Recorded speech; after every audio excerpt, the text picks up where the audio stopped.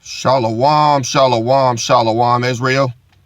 This KD with another message of daily edification brought to you through the spirit and power of Yahweh Bashem Yahweh Shai. All praises due.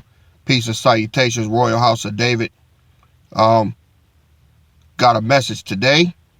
All right. I really believe it's going to expand your mind and give you some serious edification on some things that I'm quite sure you haven't known about, and you'll only hear it here. Got a bunch of weenies on here that is always, doing what they do best, but that scoffing is coming to an end.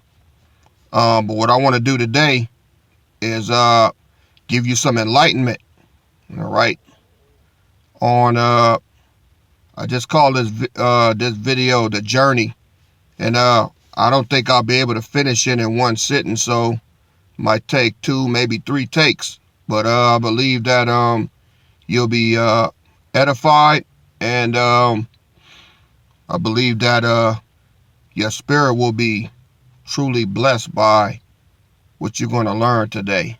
All right. So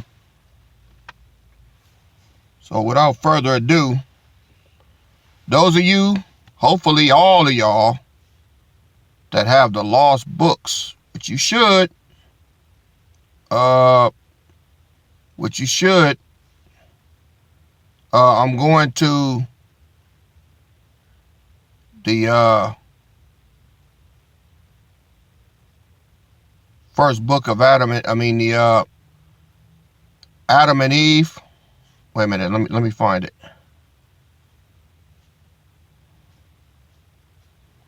It's in the lost books. All right. Let me get it. All right.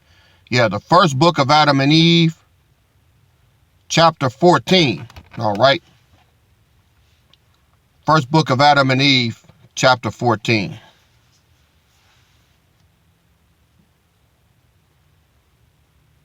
I'm going to start at verse 1. After Adam fell, he begged the Most High to forgive him and put him back in the garden. And the Most High was like, nope, that's not going to happen until 55 years has been accomplished. Can you imagine that? Can you imagine 5,500 years and you hear that? Now that's some sentencing for your ass, okay? But let's get to verse 1. Then Adam said unto the power, O Lord, take thou my soul, and let me not see this gloom anymore, or remove me to some place where there is no darkness. See, Adam was scared, man. Yahweh Shah was scared in his infant stages when he was young, because he had never been out of the garden. So everything he's seeing for the first time. He's seeing darkness for the first time. He's seeing thorns and thistles for the first time. He's feeling pain for the first time. He didn't know what was happening to him, right? So he says, remove me to some place where there is no darkness. But power said unto Adam, verily I say unto thee, this darkness will pass from thee.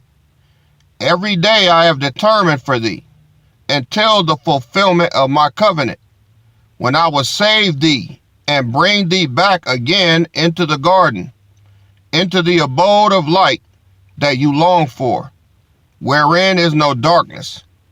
I will bring thee to it in the kingdom of heaven. That's the Father's promise to Adam. He said, I'm going to get you. I'm just not going to get you right now. Verse 3.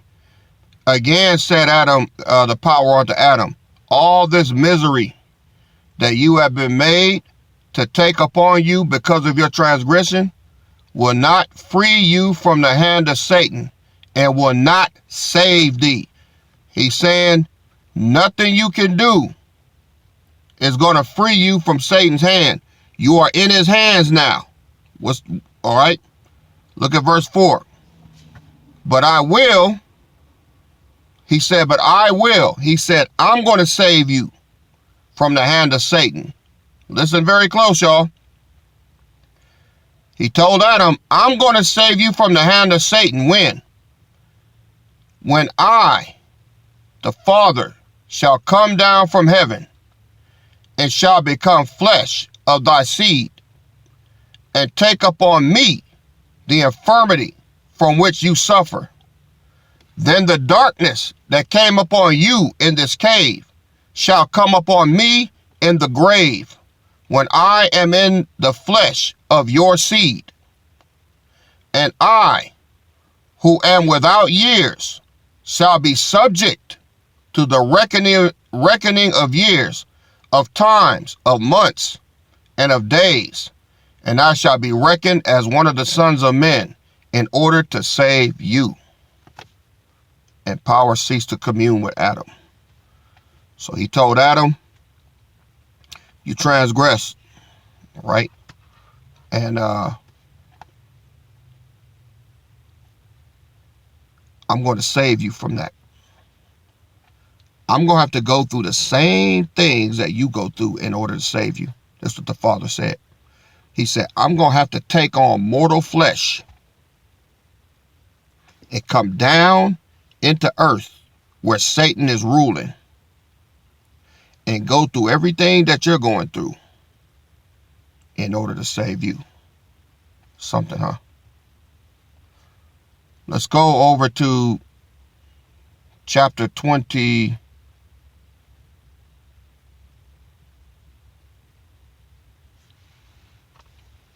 22. 22. Verse 5.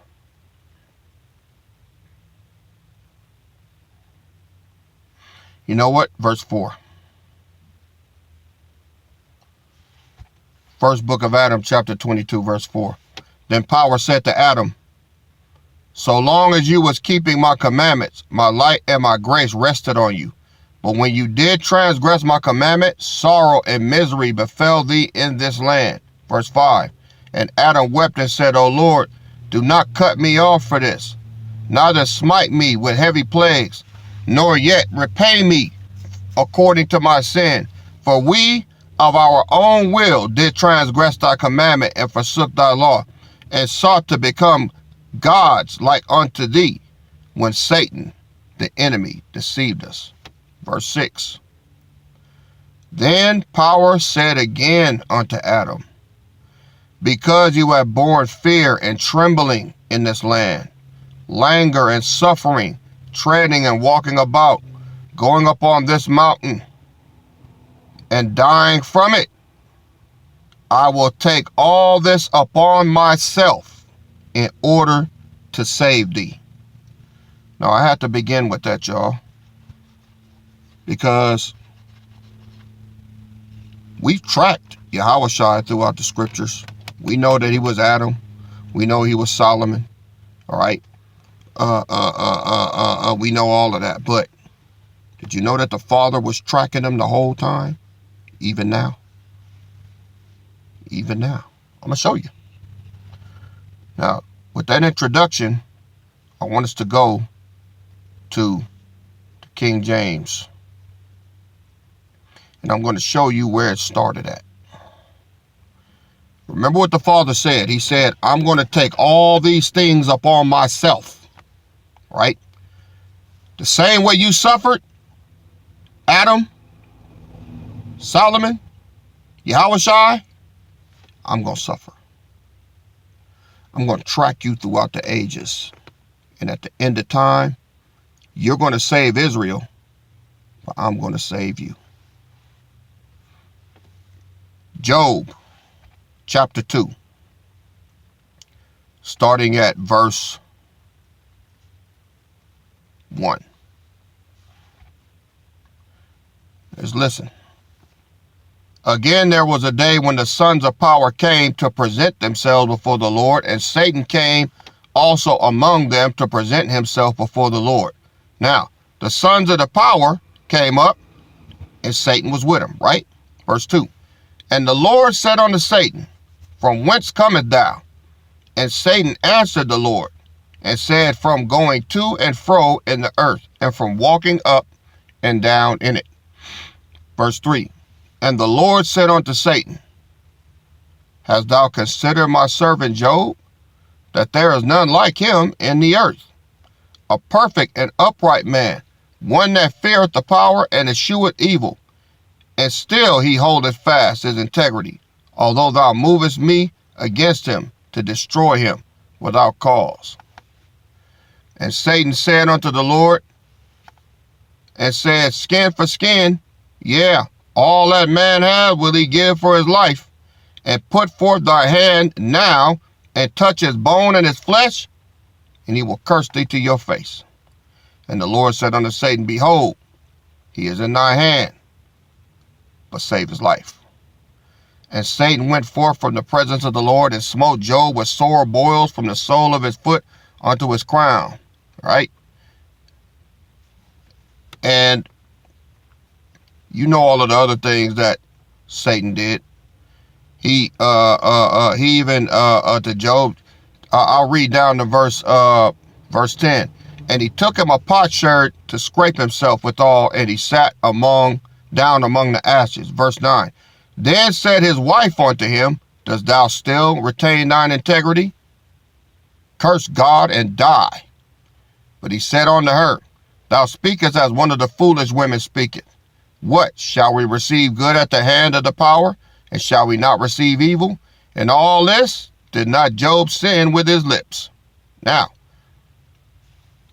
he was even blessed with a wicked ass bitch on his team to kick him when he down. You know how some of them do. You know, long as he up, everything's cool. But the minute stuff start falling apart, she right there to stomp him out, right? So, I want y'all to come back up here to verse 3. And the Lord said unto Satan, Hast thou considered my servant Job? Now, when you hear that, my servant, what do you think about? Think about David, right? Well, that's because that's who this is. You know, Job predates the book of Genesis. If you look all through Job, you won't find the word Abraham anywhere in there, because Job came before Genesis. It's kind of out of place the way they put it, because Genesis means beginning, but Job actually predates Genesis. Okay. So I know what you're thinking. Well, that's Job. And, you know, how was he talking to the Father then? Because he questioned the Father for, you know, several chapters. Yeah, that's true. You know, the Most High, he can be in the heavenly realm as the Father of lights and have a servant with his spirit here on earth. Let me prove that to you. This is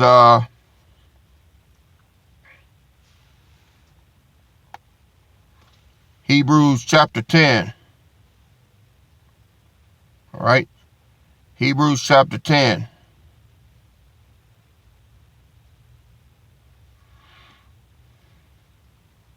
Verse 4. For it is not possible that the blood of bulls and of goats should take away sins. Verse 5. Wherefore he cometh into the world, he said, Sacrifice and offering thou wouldest not, but a body hast thou prepared me. The same way he did for Yahushua is the same way he did for himself. A body hast thou prepared me. All right. So this is how he was able to be down here and up there at the same time. This is why Job didn't get no answers when he questioned the Most High. He was asking Job all the questions that Job couldn't remember, because he was Job. He was his servant. But what did the Bible say? Let's go to Psalms 1 real quick. Wait a minute. Not Psalms 1. Let's go to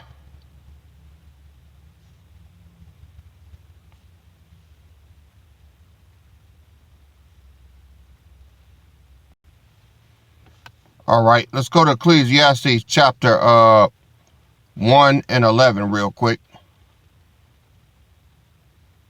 It says, there is no remembrance of former things, neither shall there be any remembrance of things that are to come with those that shall come after. So, when the Most High took upon the form of Job as the servant, he couldn't remember anything. That's why the Father was asking Job, well, if you want to know why you're suffering, answer me these questions. He said, the hinges where the earth are fastened. He said, you were there, right? Can you tell me where they are? He said, why is the eagle the only bird that can fly toward the sun without blinking? All right. He asked Job these questions because the Most High knew that Job was there. He just couldn't remember. I know this sounds kind of psychotic, right? Well, it's really not. See, what was the whole reason for Job suffering the way he did? That was the Most High himself coming down after Adam had lost he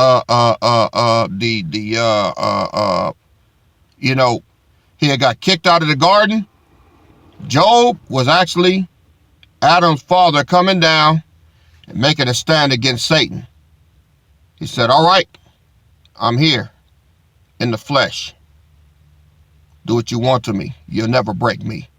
He took Satan's worst, the boils, his wicked ass bitch at home, his kids getting killed, everything that Satan did to break him. And the Father was like, nope. I cursed the day I was born. I cursed everything except the Father. See, Job had to set the standard first. You can't break me. All right. That's what he did. And the devil did everything he could. But what happened to Job at the end of his bout with Satan? He got a double portion, right? Now we're ready to go. He let the devil know, you got my son, you'll never get me. And I'm going to save my son from your hand. This is what starts the journey. All right. Now, where do we go from here? Well, from here, we go to Genesis. This is where the journey starts. All right. This is where the journey starts. So, let's go to Genesis chapter 14.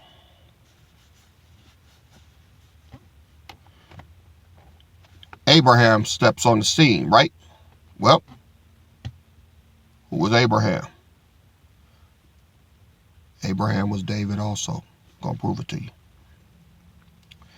And the king of Sodom went out to meet him after his return from the slaughter of Chedorlaomer and of the kings that were with him at the valley of Shaveh, which is the king's dale. So, the king of Sodom went out to meet Abraham after Abraham had won this, was victorious in this battle that was just named. Look at verse 18.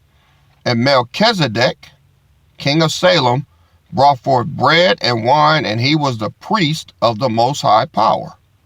Now, we all know Melchizedek is Yahushua because he's the high priest of the land. And he blessed him and said, blessed be Abraham of the Most High Power, possessor of heaven and earth, and blessed be the Most High Power, which have delivered thy enemies into thy hand, and he gave him tithes of all. So, Abraham paid tithes to Melchizedek, and Melchizedek blessed him, right? And what did he bless? He blessed Abraham. He blessed Abraham, and let me read the scripture again. And he blessed him and said, blessed be Abraham of the Most High Power, possessor of heaven and earth. All right. So Melchizedek blessed Abraham and sealed the Abrahamic covenant that the Most High made with him, saying that you're going to be a father of many nations. That's why he paid tithes to him. Okay. Now, Trying to take this slow. Now let's go to Genesis 15.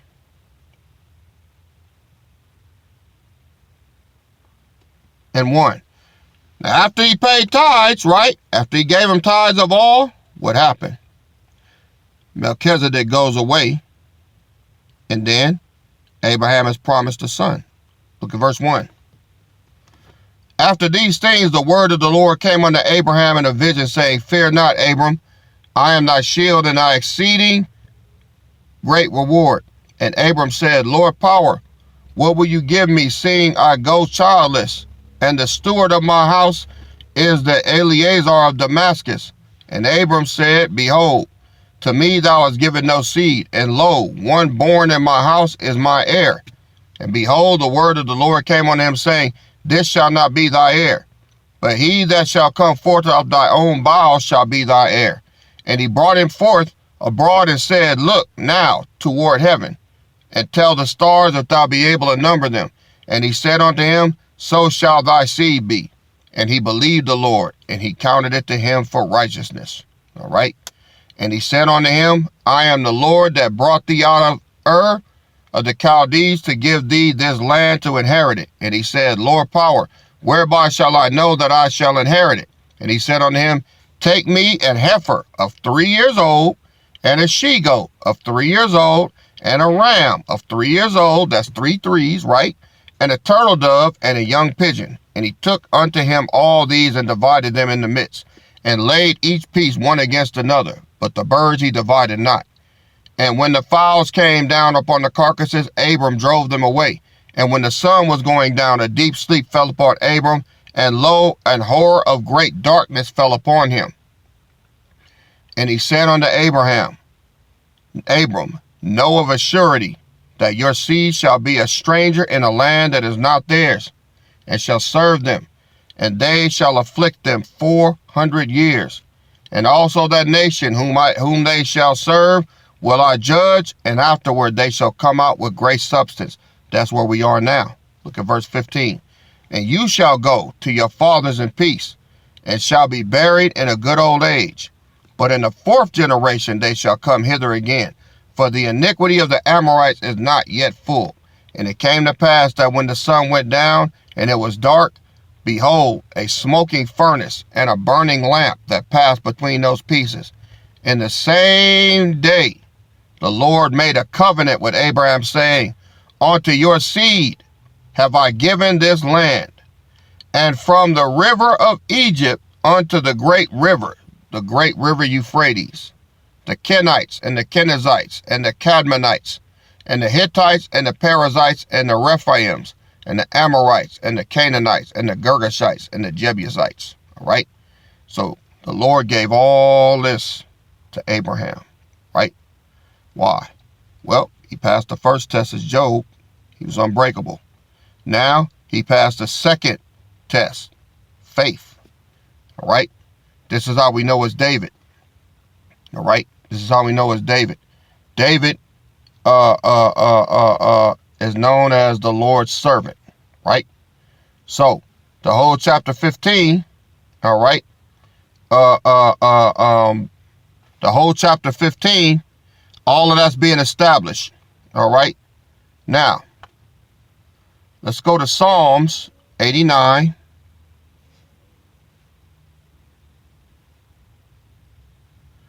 Verse 3. I'm going to further prove that the Father came down in the form of Job and Abraham. Look at Psalms 89, verse 3. He said, I have made a covenant with my chosen. I have sworn unto David, my servant, thy seed will I establish forever, and build up thy throne to all generations. And the heavens shall praise thy wonders, O Lord, thy faithfulness also in the congregation of the saints. See what I'm saying? So, the Most High can't promise all this to two people. It's got to be the same one, or he'd have to break covenant with one of them, right? So this is how we know that through the regeneration, the Father is here watching over his word. Let me get that precept.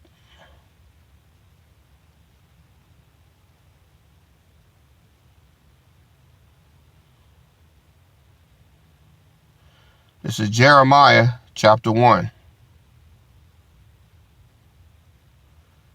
verse 12. And it says,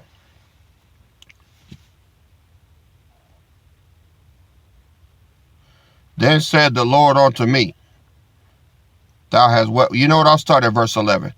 Moreover, the word of the Lord came unto me, saying, Jeremiah, what seest thou? And I said, I see a rod of an almond tree. Then said the Lord unto me, thou hast well seen, for I will hasten my word to perform it. Most High says he will hasten his word to perform it. Let's look up the word hasten in the interlinear.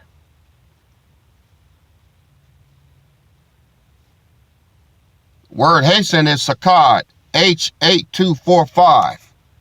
H8245. Sakad, right?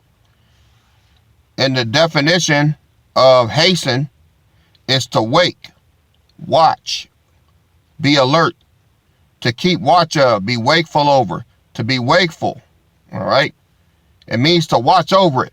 So the Most High watches over his word to perform it because he's been here, down here on earth, throughout the generations, to watch over it, supervising, to make sure that everything was going the way that he planned it to go. And he did it in the flesh. There's something the churches ain't going to teach you, right? There's something the camps ain't going to teach your ass either, because these motherfuckers don't know where the Father of Lights is and what he doing. They don't know if he at Tom's eating a cheeseburger or eating some French toast with sausages in the morning. They think they know who the Most High is, and they don't. Dumbass niggas. Anyway, this is going to end part 1 of the Father's journey. Be prepared for part 2. All right. Giving all praise to Yahweh Bashem Mashiach Yahushai. Y'all chew on this, and I'll see y'all on the next go round. KD out. Shalom.